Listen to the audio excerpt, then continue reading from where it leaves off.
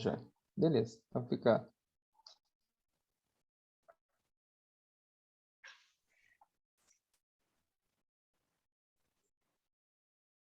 Se querer, você pode projetar a tela.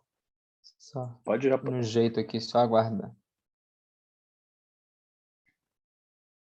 Oi? Ligação falha, o áudio falhou, não ouvi. Se querer, você já pode projetar a tela cheia.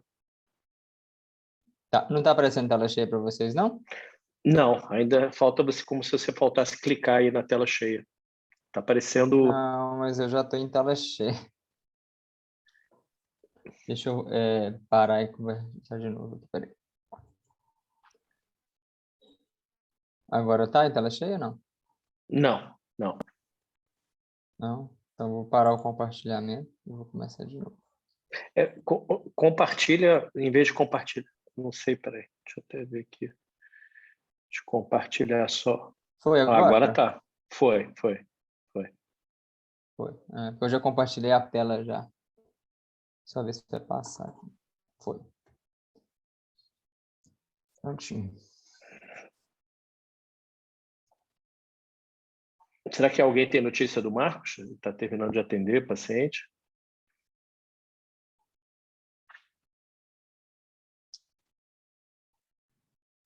Ele deve estar voltando com o Jorginho. Só espere só um minutinho. Tá. Tudo bem, Renatinha? Tudo. Eu tô caladinha, mas eu tô sempre aqui, viu? Eu sei. Eu vi que você estava online. Deixa eu ver lá na recepção se eles já estão no consultório. Espera aí.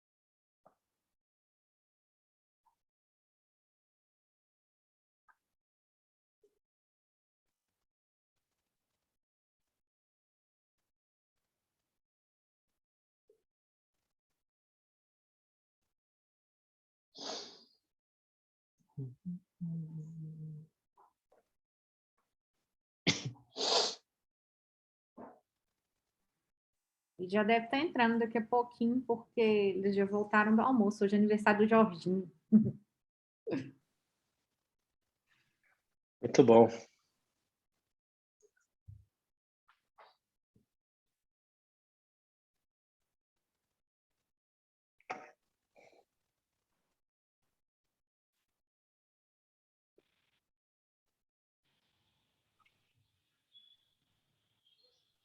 Boa tarde, pessoal.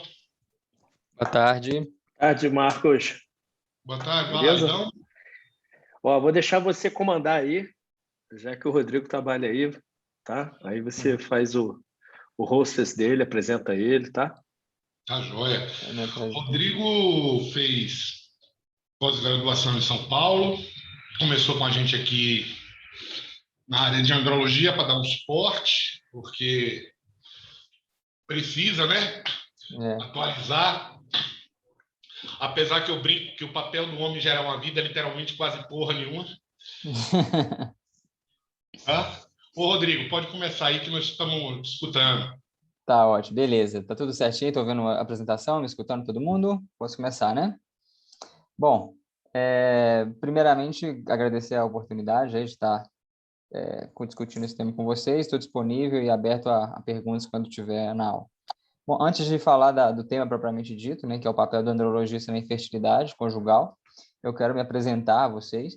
Eu formei em Petrópolis, fiz cirurgia aqui no interior de Minas, em Patinga, fiz urologia no São Felício Roxo, aqui em Belo Horizonte, e depois de término da urologia, fui direto para um fellowship de medicina sexual e infertilidade masculina, que é o que a gente chama na urologia de andrologia, que foi feito lá na Faculdade de Medicina da ABC, que dentro da parte de urologia é um dos centros de referência aqui no Brasil e um dos poucos que tem esse fellow, essa formação.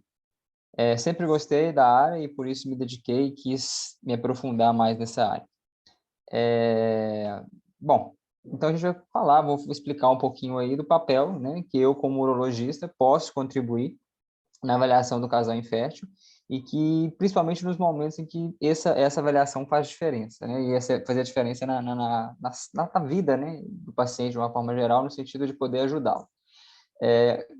Iniciando o tema que a gente vai falar, que é infertilidade conjugal.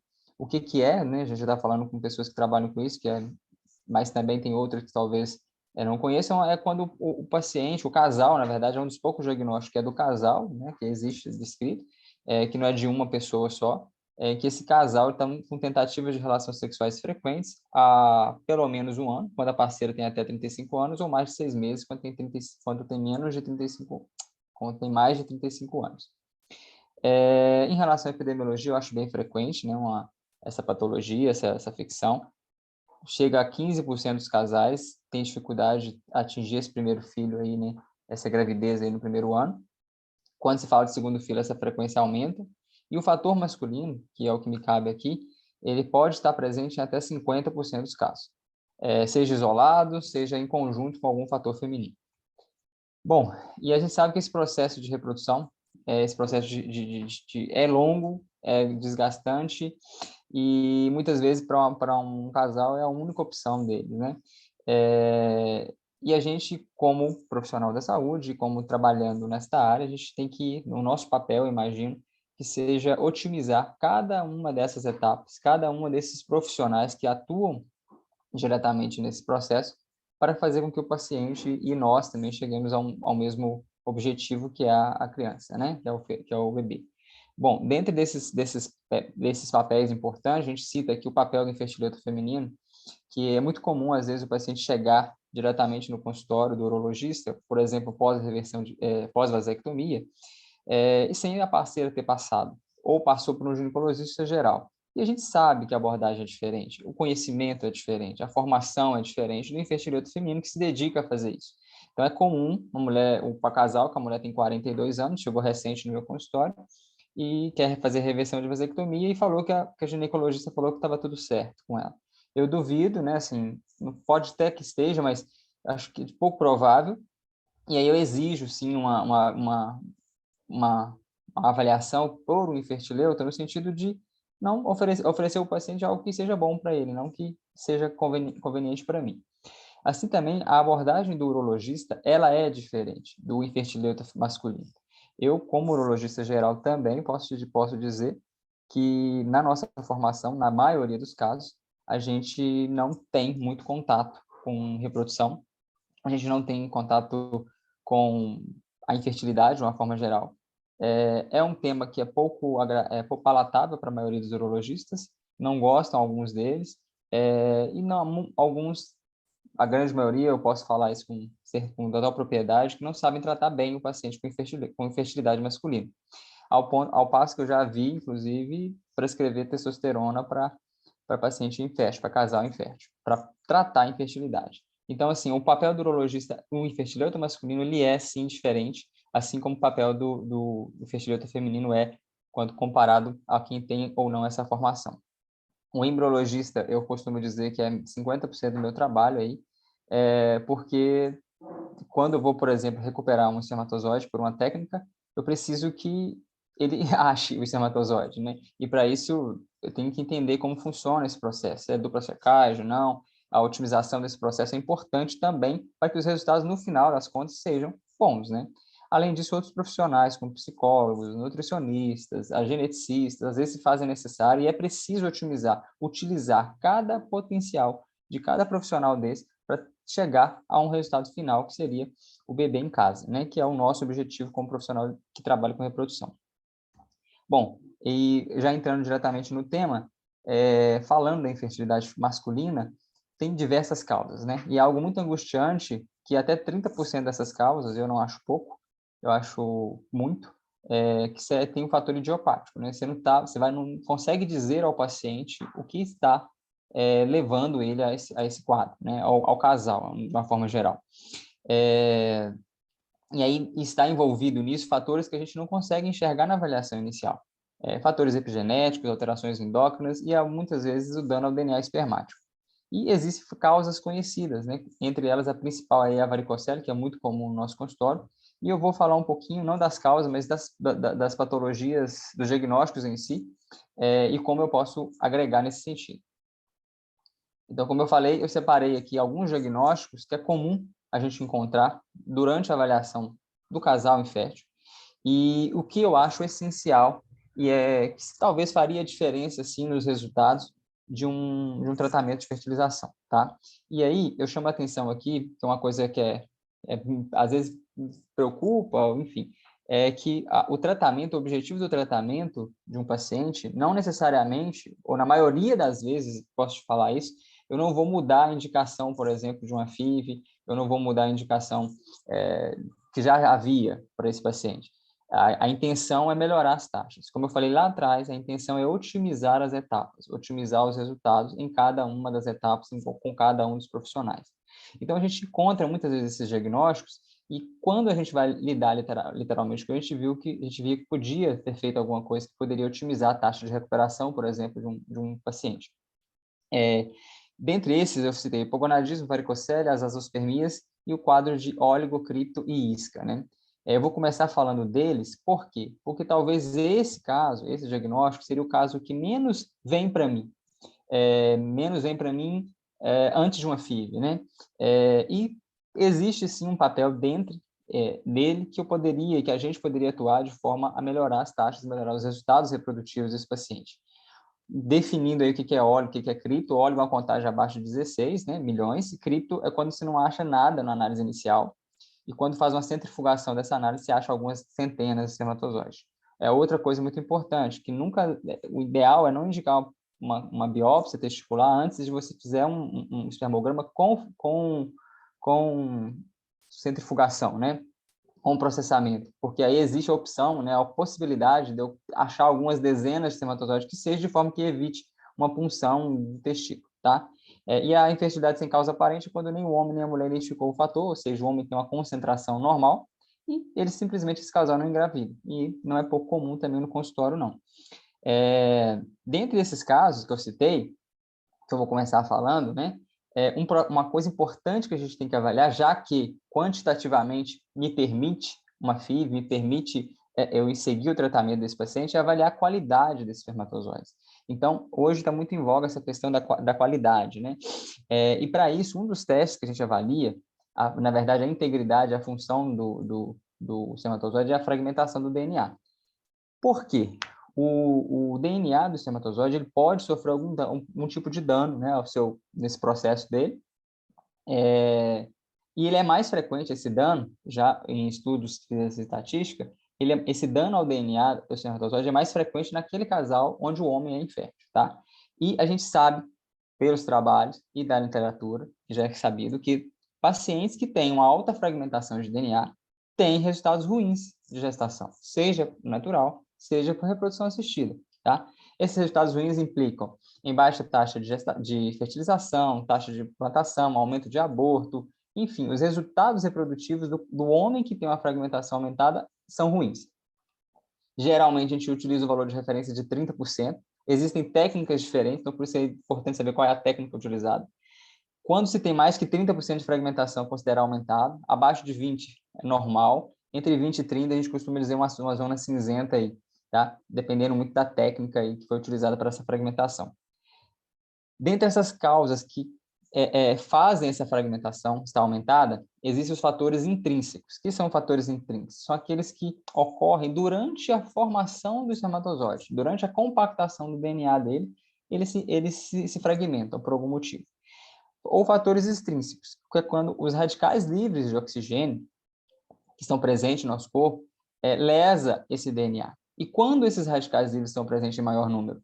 Em situações como a varicocele, que mais uma vez é muito conhecida, e aí talvez seja um fator de agressão que levaria à infertilidade. Anormalidades hormonais, por isso é importante avaliar esse paciente hormonalmente antes. Infecções crônicas, como prostatite, orquite, epididymite, e hábitos de vida, tabagismo, etilismo, uso de drogas, sedentarismo. Esses levam esse dano ao DNA espermático, que por sua vez resultaria em menor taxas de reprodutivas. Por isso, é importante avaliar. Então, quando vocês deveriam, a nós, né, como profissionais, devem avaliar esse espermograma? A principal indicação de guideline, né, que está no guideline europeu, a minha aula está baseada basicamente no guideline europeu, quando é um casal com infertilidade idiopática, não tem uma causa aparente, contagem é normal, e tem história de aborto de repetição, ou tem história de aborto de repetição. São as duas principais indicações que estão em guidelines. Além disso, ruins resultados em FIV prévio.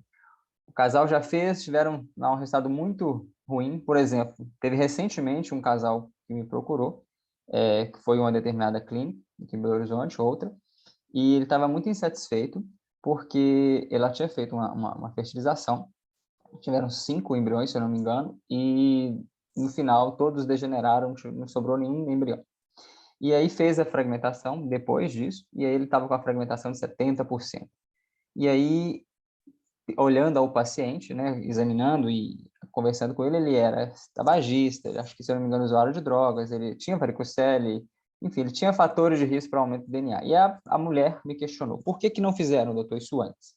Por que não fizeram essa fragmentação antes de tentar FIV? Aí você explica, né, que não é ainda algo que faz parte obrigatória dessa abordagem, que seria, no caso de falha, uma FIV prévia mesmo, resultados ruins a uma FIV prévia, resultados ruins em uma FIV prévia.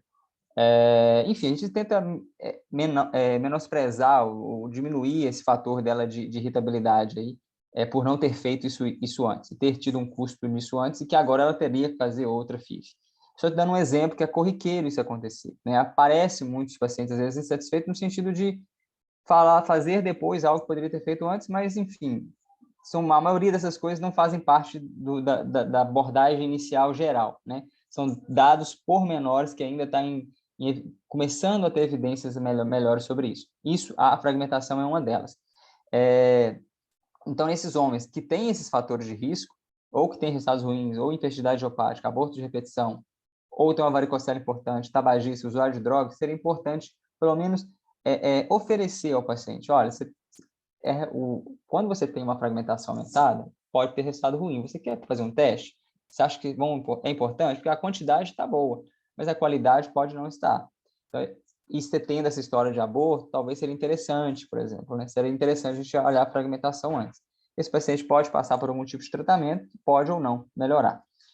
Esse é o grau de recomendação do guideline europeu para essa indicação que eu falei anteriormente, aborto de repetição e infertilidade inexplicada, um grau de recomendação forte de fazer a fragmentação do DNA. Bom, como é que eu trato uma vez que eu vejo os pacientes que estão com a fragmentação de DNA? A primeira coisa é dizer ao paciente e a todos vocês que é um tratamento empírico, off-label, total. Por quê? Porque os estudos são muito contraditórios. Existem estudos que mostram melhoras, outros estudos que apontam que não há benefício nenhum. Alguns estudos que tenham qualidade ruim ou qualidade duvidosa, enfim. E a gente acaba conversando com o paciente que é uma tentativa, é uma opção. Às vezes o casal ele não quer isso agora, não quer a fertilização agora, às vezes a esposa me permite ter esse tempo, porque a reserva dela é boa. Então, tudo é conversado. Não vai porque o paciente tem fragmentação que ele vai diretamente para um tratamento que a gente não sabe se vai melhorar ou não, né? Então, tudo é conversado. Já tive experiências boas, inclusive um caso que a gente vai publicar, de um paciente que tinha uma fragmentação de mais de 70%. A gente fez um tratamento clínico com ele, com altas doses de uso de antioxidantes, tirou os fatores de risco, ele era usuário de drogas, e aí, no final, o casal teve 5 embriões, 104 top qualities. E a fragmentação dele reduziu para 6%, 70% para 6%. Mas também já tive muitos resultados ruins, que não melhoraram absolutamente nada. Então, o que a gente oferece a esse paciente? Uso de antioxidante, exercício físico moderado, não pode ser demais, não pode ser sedentário, alimentação saudável, evitar fatores de risco, eliminar os fatores de risco, como tabagismo, drogas, e quando for colher, fazer ejaculação seriada. A ejaculação seriada é 3 dias antes da marcação do exame, o paciente ejacular diariamente, e sendo a último intervalo de 24 horas. Isso reduz a taxa de fragmentação, porque você reduz o tempo que ele vai estar ali, sendo exposto a esses fatores, em teoria, né? Porém, você vai ter uma quantidade de concentração provavelmente menor, mas para uma FIV, para utilizar, é o suficiente, né? O tratamento cirúrgico, sim, esse tem mais evidência sobre que há realmente benefício, é a varicocele, no caso a varicocele. Os resultados a gente orienta ao paciente que é de 6 meses a 1 ano, pelo menos, tá? Tem alguns que fazem por 3 meses, mas pode haver nesses primeiros 3 meses uma piora por conta da reação inflamatória da cirurgia. Então, eu faço com 6 meses e eu posso esperar até 1 ano. Então, também não é para todo mundo. O paciente que a reserva já está baixa, o casal que a reserva já está baixa da mulher, não vou oferecer esse tratamento para eles, que não vai ser benefício. Naqueles pacientes que tratou a fragmentação e ainda persiste uma fragmentação alta, ou ele não pode esperar o tempo de tratamento e quer ir direto para um tratamento com fertilização com uma fragmentação alta, a gente pode expor ao paciente a possibilidade de pegar o espermatozoide testicular. Existem diversos trabalhos na literatura que mostram que quanto mais distal, né, o espermatozoide captado, né, o ejaculado, mais distal é o ejaculado, mais proximal do testículo. Os do testículo tem menor índice de fragmentação quando comparado ao do ejaculado, né? Porém, tem maior taxa de aneuploidia. Então, a gente vai ter que conversar isso com o paciente, né? Se for um casal jovem, que aí a taxa de aneuploidia pode não ser um fator tão importante, a gente pode considerar pegar o espermatozoide testicular dele, ao invés de usar aquele espermatozoide altamente fragmentado. Isso vai ter que ser conversado, não existe ainda uma evidência clara sobre o que é melhor ou não, mas tem que ser conversado com o paciente que existe essa possibilidade. E alguns estudos, e aí eu cito agora, por exemplo, o estudo do Dr. Sandro Esteves, que ele obteve, né, dentre outros resultados, que pegar espermatozoides testiculares, nesses casais submetidos com alta taxa de fragmentação, submetidos à reprodução assistida, teve melhores resultados reprodutivos, tá? Melhores taxas de gravidez. Ele também encontrou, aproveitando para falar do trabalho dele, que foi uma revisão sistemática, né, na verdade, que tratar o fator de fertilidade masculina parece melhorar a taxa de concepção, seja natural ou por reprodução assistida. Porém, como eu falei anteriormente, as melhores evidências de tratar uma fragmentação, DNA, se dão ao reparo cirúrgico da varicocele. O tratamento clínico, as evidências, como eu falei anteriormente, não são claras. Então, assim, existem opções, deve ser conversado com o paciente. O que a gente tem na literatura hoje de trabalho é que a varicocele há um benefício inequívoco, isso já está em guideline, e o uso de espermatozoide testicular com alta fragmentação, em pacientes com alta fragmentação, pode ser uma opção. Outro diagnóstico que é comum a gente encontrar no consultório é o paciente hipogonádico, né? O paciente com a baixa concentração de testosterona. No caso, esse hipogonadismo pode ser hipogonadotrófico ou hipergonadotrófico. Hipo é quando as gonadotrofinas, né, o LH e o FSH, estão baixos ou normais. É uma rara condição, raramente você vê o hipogonadismo hipogonadotrófico, porém é uma das poucas opções em que o tratamento em si, realmente, esse caso, pode reverter e deixar o paciente fértil novamente. Porque o que está faltando nesse paciente é estímulo, né? Por exemplo, os pacientes com síndrome de Kalman, o adenoma hipofisário, com aumento de prolactina, você tratando esse adenoma, você pode reverter o quadro de hipogonadismo e esse paciente pode futuramente ter filhos ou não, em relação de forma até natural, né, aumentando essa concentração de testosterona, aumentando o estímulo intratesticular e aumentando o ejaculado, né, os espermatozoides no ejaculado. Porém, é uma condição muito rara de ver, pouquíssimos casos, então não é tão frequente, não é tão comum a gente fazer isso, mudar o tratamento nesse sentido. Pode ser causa funcional ou causa orgânica. As causas funcionais em que assim, não há nenhum defeito no eixo, porém há um bloqueio, ou pela obesidade, ou pela síndrome metabólica, ou pelo uso de estrogênio ou androgênios, ou uso de opioides.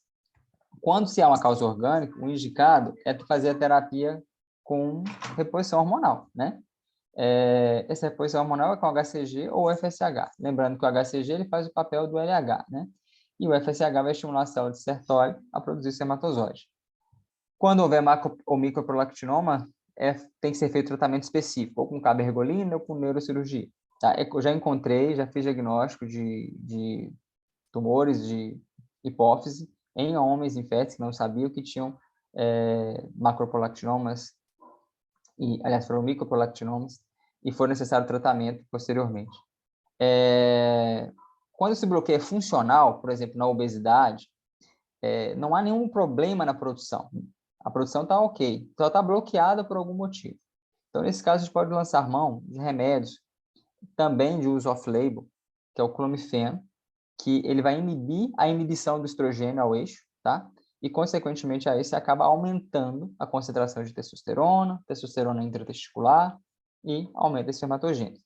Os dados em relação à melhora hormonal são muito bons, tá? Os pacientes melhoram mesmo a questão hormonal, porém, não necessariamente repercute em melhora do espermograma. Por isso, ainda não há evidência inequívoca para o seu uso, nesses casos. Então, também não é para todo mundo, que a gente vê muito comum, a gente vê os pacientes usando clomifeno, clomid, né, à torta e à direita, tem a sua indicação precisa, que é o paciente que tem hipogonadismo, até baixo ou limítrofe, com FSH normal ou baixo, né, abaixo aí de 5, 6 pelo menos. Que aí eu posso estimular o aumento do FSH com ele, né, e, consequentemente, ter esses resultados que eu falei. O anastrozol, ele inibe a conversão da testosterona em estradiol e, consequentemente, inibe a inibição do estradiol no eixo hipotálamo-hipofisário. É indicado, principalmente em pacientes, geralmente ocorre esse paciente mais obeso, e que a relação testosterona-estradiol é menor que 10. Também, pelo mesmo processo de inibição, a gente pode aumentar o valor hormonal, não necessariamente repercute em melhora do espermograma. O grau de recomendação segundo o guideline europeu, né, para pacientes com hipogonadismo hipogonadotrófico, indicar o FSH e o LH como terapia hormonal. Agora, já quando esse paciente tem hipogonadismo hipergonadotrófico, ou seja, o paciente está com a testosterona baixinha e o LH e o FSH estão estourados, principalmente o FSH aí no caso, né? Esse paciente denota que há uma falência testicular. Então, o processo não é estímulo, está tendo muito estímulo, o FSH está alto. A testosterona, mesmo assim, não aumenta. Consequentemente, a testosterona intratesticular deve ser baixa. Esse paciente denota falência testicular. Então, não existe tratamento hormonal que melhore esses parâmetros, melhore essa função testicular desse paciente. Esse paciente vai ser tese, esse paciente vai ser recuperação espermática, né? Esse paciente vai para a fertilização e eu vou ter que recuperar esse espermatozoide dele. Por que eu coloquei que, que seria algo que poderia, de certa forma, né, a gente poderia avaliar antes? Porque a gente tem que entender o que está acontecendo com esse paciente, né? Porque tem diagnósticos genéticos, inclusive, nesses casos, que talvez sejam importantes a gente fazer, até como cânceres também, né? Que poderia estar envolvido nesse processo e o paciente poderia estar sendo informado e tratar não a fertilização em si, mas uma própria causa dele mesmo, um outro problema dele mesmo. Bom, um outro problema muito comum, que a gente acaba vendo muito no consultório, que é de quem atende infertilidade, é a varicocele. A varicocele é quando está uma dilatação das veias do plexo pampiniforme ali dos testículos, né? É a causa mais comum de infertilidade masculina. Até 50% dos homens que são inférteis têm varicocele. Nem todo mundo que tem varicocele vai ter alteração no espermograma, mas é comum em quem tenha ter alteração. O mecanismo desse dano, né, desse prejuízo à fertilidade, seria colocado aí como o aumento da temperatura intratesticular. Na verdade, a varicocele ela cria um ambiente desfavorável ali à formação dos espermatozoides. Dentre o que torna esse ambiente desfavorável é o aumento da temperatura intratesticular, o refluxo de metabólitos, que, consequentemente, é aquilo que eu falei anteriormente, aumenta os radicais livres de oxigênio, aumentando o dano ao DNA, consequentemente aumentando a fragmentação do DNA espermático. Então, esse é o motivo dado à varicocele que levaria a esse prejuízo da infertilidade. E aí, mais uma vez, falando da fragmentação do DNA como causa. Quando é indicado, né, esse paciente? A correção cirúrgica só é indicada em varicocele clínica, ou seja, grau 2, grau 3, né? E que tem alteração seminal. Não adianta o paciente ter varicocele e não ter alteração seminal nenhuma, que não vai ter benefício de operar esse paciente. Mas se ele tiver alteração seminal, os estudos mostram que há um benefício inequívoco de melhora significativamente dos parâmetros seminais todos, tá? Concentração, volume, motilidade, morfologia. E também redução da fragmentação do DNA. Então, às vezes, é necessário, principalmente um retratamento de uma outra FIV, o paciente tratar a varicocele, ou mesmo que eu sempre falo para o paciente, olha, você vai fazer a fertilização agora, beleza? Mas eu recomendo que você faça até para preservar a fertilidade futura. Por quê? É comum a gente ver o paciente, o histórico dele, ele tinha 10 milhões, depois ele teve 8, há um ano atrás ele estava com 5, agora ele está com 3. É comum a gente ver esse declínio ao longo dos anos, né? E aí a gente fala, pode ser que você chegue a ser azospérmico algum dia, né? E existe essa relação, homens com varicocele e azospermia, né? Então, a gente fala ao paciente, inicia o processo, se for algo que eles queiram fazer, e vamos fazer posteriormente a varicocele até para preservar futuramente, tá? Em casos subclínicos, que é aquela varicocele diagnosticada apenas por ultrassonografia ou grau 1, o benefício em relação à observação ainda não existe, né? Então, assim, isso é muito contraditório, isso é discussões em congresso, né, sobre se há benefício ou não de tratar esse paciente com varicocele subclínica ou grau 1. Muitos têm se apontado aí, né, tem se usado aí o índice de fragmentação para indicar uma cirurgia, um tratamento ou não. Então, o paciente que é grau 2, grau 3, tratamento inequívoco.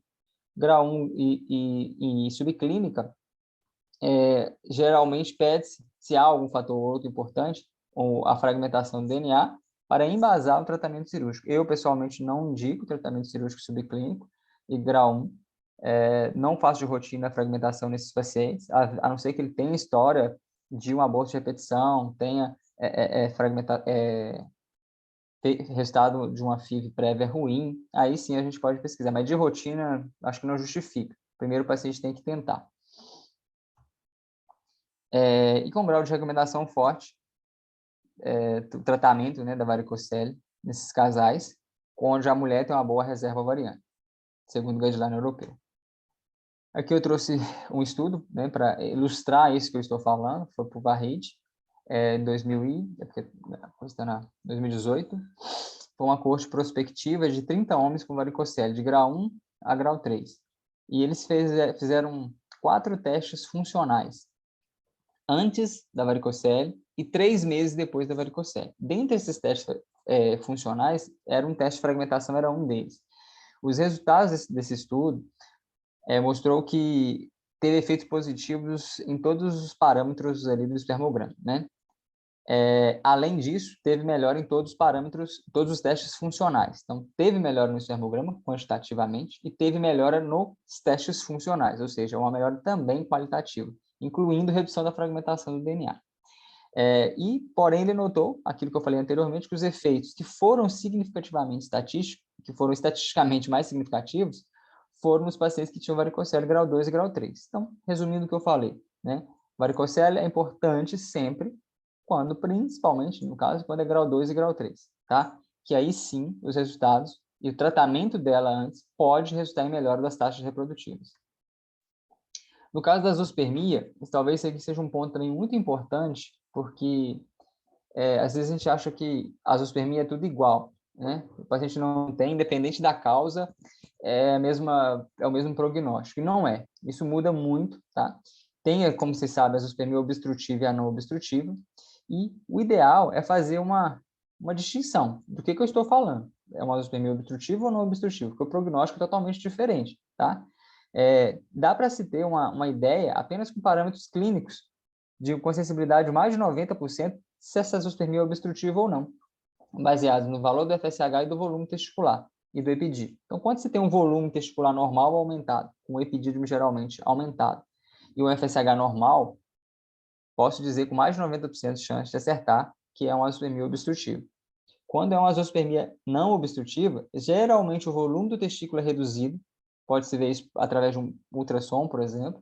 Não precisa necessariamente fazer o exame físico, no caso do ginecologista, a gente, como urologista, vai necessariamente fazer o exame físico, independente do ultrassom.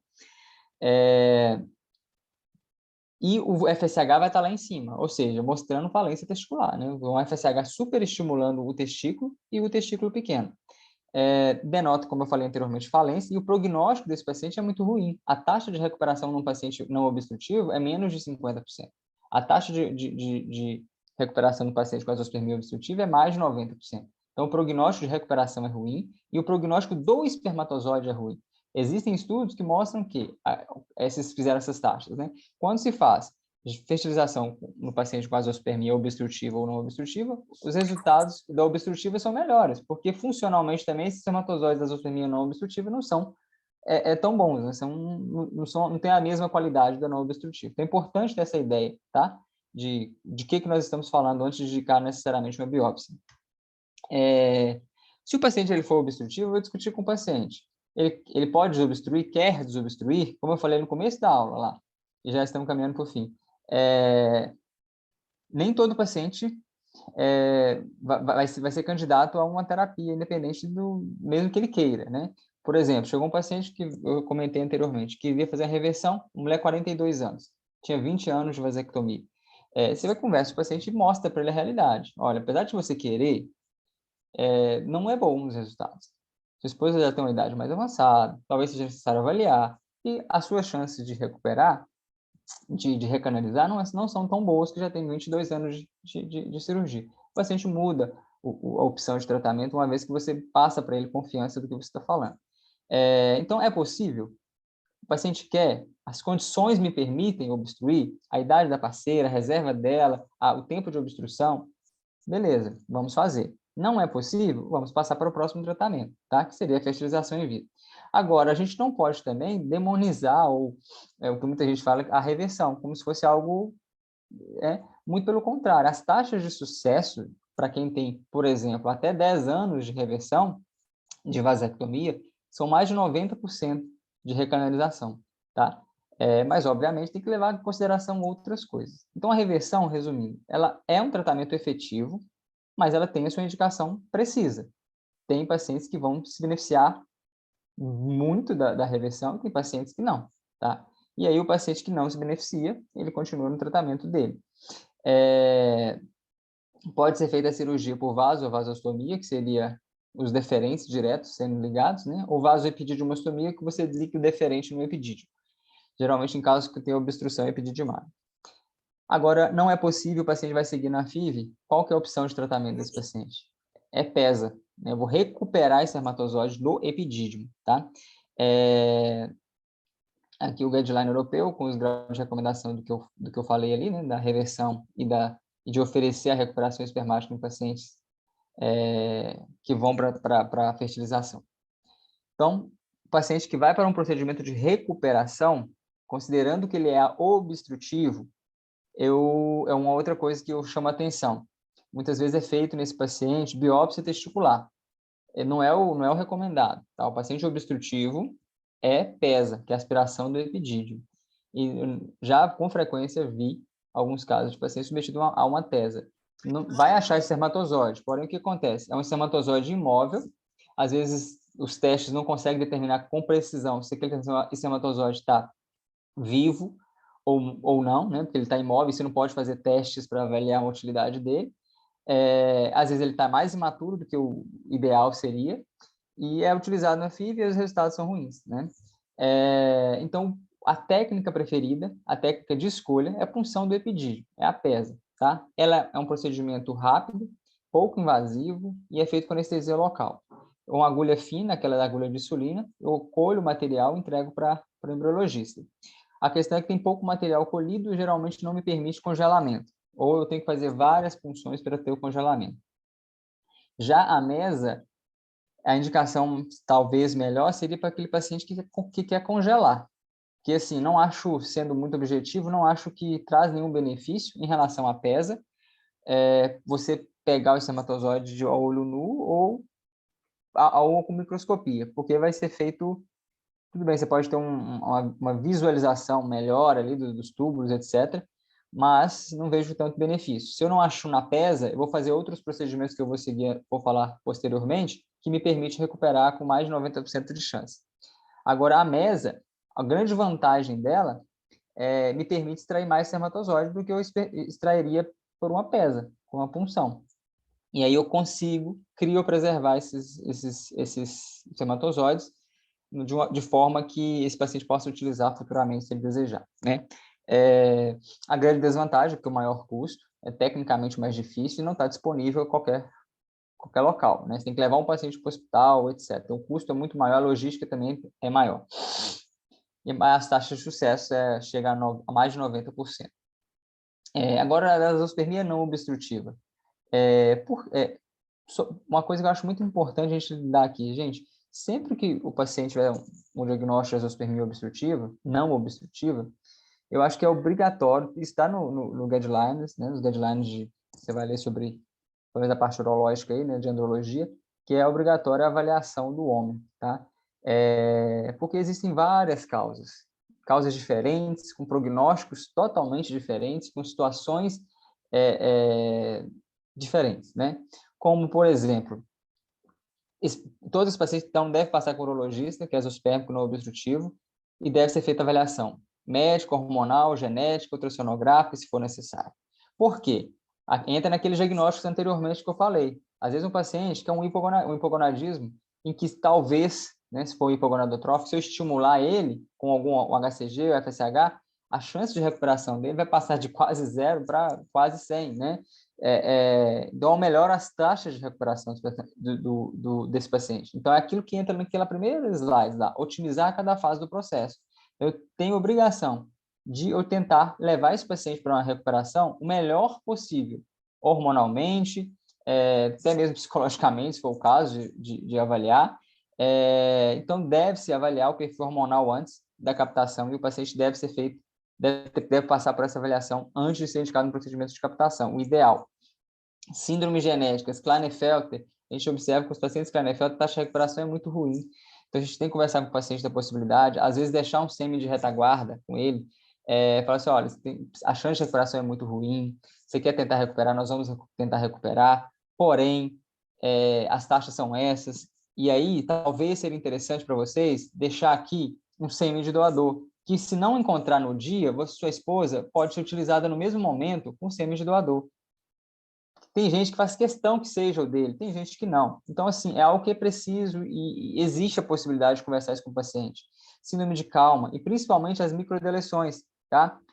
O paciente tem que ser pesquisado a microdeleção, o paciente azospérmico. Menor que 1 milhão e azospérmico, obviamente, é obrigatório a pesquisa de microdeleção. Por quê? Porque quando há deleção de AZF-A ou B, não está indicado fazer técnica nenhuma de recuperação. Então, você vai indicar direto o sêmen de doador para esse paciente. Quando é AZF-C, você pode ter uma chance aí boa, né, de recuperar esse espermatozoide. Às vezes, esse paciente AZF-C já está tendo ejaculado, tá? E aí eu vou utilizar as técnicas disponíveis. Aí entra mais alguns detalhes que eu acho que vai fazer a diferença também na nossa vida. Que é a recomendação. Os procedimentos de recuperação. Quais são esses? Eu falei TESA, tese e microtese. Basicamente é isso. A questão é que são utilizados de formas... tem indicações diferentes com o procedimento com o mesmo objetivo. Totalmente diferente. A TESA é uma aspiração, é feita com agulha, né? Então, eu faço uma punção com agulha grossa no parênquima testicular e aspiro aquele parênquima. Com isso, eu vou ter uma pouca quantidade de tecido, né? Porém, é fácil de fazer. Eu consigo fazer sozinho, só com anestesia local. Tem um baixo custo para o paciente, porém, o sucesso dele é horrível, né? Para a azoospermia não obstrutiva, é de 10% a 30%. Então, isso não é recomendado mais como técnica de recuperação espermática. Então, o que eu vejo, às vezes, fazer, né? Quando me falam, eu já fiz. Como é que foi que você fez? Uma agulha. Então, a gente descrevendo o procedimento, eu acabo identificando como sendo feita uma tesa anteriormente. E parou ali. Não tem problema você fazer uma tesa. Não tem problema você começar com uma tesa. Mas você não achou o espermatozoide na tesa, progride a técnica para uma técnica que você tem maior chance de recuperar. Então, geralmente eu faço isso. Eu inicio com a tesa, o procedimento, que é a punção, né? Não achando aquele ali, passo para o outro lado. Não achando, aí eu vou progredindo a técnica que eu vou falar posteriormente. Outra indicação dela é no paciente obstrutivo que fez a punção do epidídimo e às vezes tem muitos anos já, esse epidídimo já está difícil palpar, enfim, não achou. Aí eu posso fazer a tesa. Aí eu tenho uma alta chance de achar, tá? Porque ele produz normalmente. Então, a azoospermia obstrutiva com falha na tesa e só inicialmente, a tesa. Nunca, se vier negativo na tesa, eu devo parar o procedimento. Eu tenho que sempre prosseguir. O outro procedimento é a tese, que é a aspiração aberta a olho nu, né? Eu vou ter uma maior quantidade de tecido extraído, porém, eu estou limitando a minha busca a uma pequena região do testículo, geralmente no meio dele, como você vê na figura aí, e aquele tecido só que será analisado, tá? Tem uma maior taxa de complicação, porque dá mais hematoma, tem risco de insuficiência androgênica, porque eu estou tirando tecido produtor de testosterona, porém a taxa de sucesso também não é ideal, né? É o que a gente tem em média na literatura, é de 50% de recuperação. Eu vejo na prática muito menos, e na verdade eu não faço prática disso, porque eu não faço tese, essa tese clássica, e não vi nunca, os centros que eu visitei em São Paulo, não vejo ninguém fazendo a tese clássica, tá? O que a gente vê é misturas ou técnicas diferentes baseadas nela, tá? Então, assim, resumindo isso sobre a tese, a gente está em desuso, tá? Não vejo as pessoas fazendo porque as taxas de recuperação são ruins. Eu me limito a uma pequena área do testículo, ponto. O que eu faço, e o que eu aprendi a fazer, que eu tenho observado as pessoas fazendo mais, é a OTEM, que é o mapeamento testicular aberto. Essa técnica foi desenvolvida pelo Marcelo Vieira, lá de São Paulo, e foi passada, né, para frente, e aí lá no ABC, onde eu fiz a meu fellow, a gente utilizava essa técnica também. Essa técnica combina o mapeamento com agulha fina com a tese. O que é isso? Eu vou expor o testículo para fora e eu vou mapear o testículo. Então, ilustrativamente nessa primeira figura aí, mostra um testículo no jogo da velha. E aí eu vou puncionar em cada um desses quadrantes ali, começando, obviamente, no primeiro, e vou numerando eles na minha cabeça, e eu vou só furar com a agulha grossa, aquela agulha rosa. Essa imagem, segunda imagem, mostra os túbulos já expelidos ali, né? Então, quando você fura e aperta, eles saem para fora. Então, eu tiro a menor quantidade de tecido, tá? Esse primeiro imagem mostra um furinho aqui, e eu vou enfiar uma pinça microscópica, aquelas pinças mais fininhas, e vou tirar um pouquinho de tecido ali. Vai ser feita a análise, e assim eu vou fazendo nas novas regiões se for necessário. Vai fazendo uma análise uma por uma com o embriologista. Ele fala assim, olha, já achei no segundo ponto, a gente para no segundo ponto e não continua, e fecha o testículo e ok. Agora, se ele falar assim, não achei, eu progrido até chegar ao final, às vezes é necessário até mais furos, mais que 9, geralmente inicia-se com 9, podem chegar a 18 em cada lado, e passa por outro lado. Se ela falar assim, olha, achei, mas a morfologia não está muito boa, mas eu achei no número 5, na punção 5. Eu vou lá no número 5 que eu fiz e volto lá de novo e procuro mais fragmentos para entregar para ela, até que ela me fala que esteja bom, tá? Com essa técnica, nós tivemos lá no nosso trabalho uma taxa de sucesso. Essa aqui é de 54%, foi do Dr. Marcelo. Nós tivemos próximo a isso também. Esse é o nosso trabalho que a gente publicou, que a gente fez lá no ABC, que vai para o EA agora, desse ano de 2022, que é o Congresso Americano de Urologia, onde a gente teve uma taxa de recuperação aí, né? Como está aparecendo para mim? Uma taxa de recuperação aí de 54%, tá? Desculpa, 54% foi o trabalho do Dr. Marcelo Vieira. O nosso foi aqui, ó, essa taxa de baixo, com 55,8% de recuperação, utilizando essa mesma técnica. E por último, a microtese. A microtese é quando eu pego esse testículo, abro ele, eu faço um corte na linha equatorial, como está escrito aqui, e everto o parênquima testicular como uma laranja. Tá? Eu vou partir ela assim, vou everter e vou procurando os espermatozoides aliás, procurando os túbulos seminíferos nesse parênquima. A imagem ideal seria essa aqui, que está aqui, onde eu vejo os túbulos dilatados, onde eu tenho a maior probabilidade de encontrar esses espermatozoides.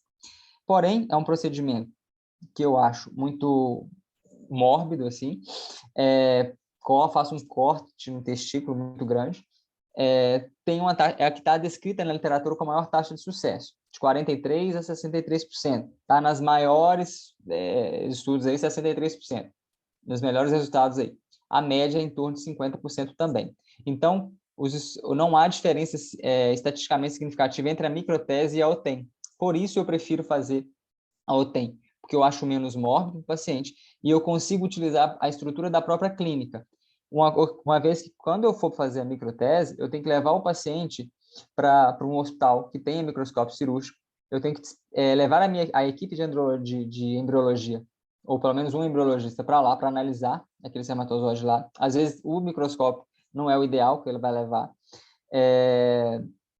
Então, é isso. Então, assim, eu acho que eu estou oferecendo ao paciente uma técnica que, teoricamente, recupera mais, porém, a estrutura hospitalar não foi preparada para isso, né? Então, eu tenho, na minha prática, o que eu vi na prática, é que os resultados são muito parecidos, ou até inferiores, né, em alguns casos, em comparação com a técnica descrita anteriormente que eu tenho. E uma outra coisa é o aspecto final. Eu acho esse aspecto da OTEM muito menos mórbido que esse aspecto da microtese, considerando que as taxas de recuperação sejam semelhantes. Se fossem diferentes, obviamente, a gente não estaria discutindo isso, mas não é tão diferente assim, né? Como eu falei, não tem essa diferença estatística, não. E fora que é muito mais cômodo para o paciente também, né? Porque esse paciente ele vai ter o pós-operatório dele vai ser muito mais tranquilo. E termino deixando a frase de Einstein, que temos que fazer o melhor que podemos, que esta é a nossa sagrada responsabilidade humana. É a mensagem que eu queria deixar, que nós temos a opção de usar, de ter hoje especialistas na área, ginecologistas, embriologistas, urologistas, vamos utilizar cada um e oferecer para o paciente o que temos de melhor, que assim a gente consegue, né, oferecer um bom trabalho, oferecer um bom serviço, e é isso.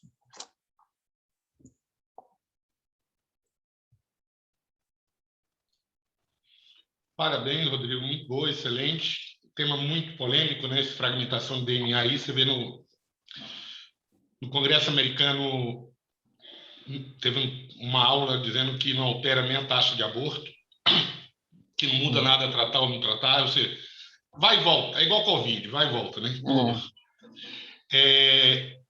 Varicocele unilateral, opera-se ou não? Opera. Na verdade, a varicocele, a maioria das vezes, ela é só esquerda. É incomum até você ter bilateral, e quando tem é incomum bilateral, não, desculpa, é incomum você ter a direita só, pode-se ter a bilateral, mas o mais comum é ter a esquerda.